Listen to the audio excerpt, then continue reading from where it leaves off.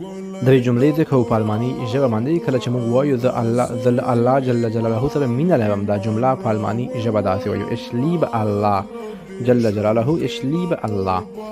او که وایو هغه زما خالق دی، زه یې پیدا کړی یم، زه یې جوړ کړی یم، په الماني ژبه دا جمله داسې وایو er ist mein Schöpfer er ist mein Schöpfer.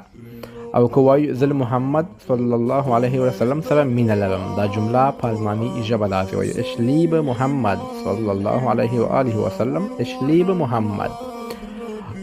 که وایو زه له قرآن سره مینه لرم، دا جمله په الماني ژبه څنګه وایي تاسو یې په کمنټ کې ولیکئ.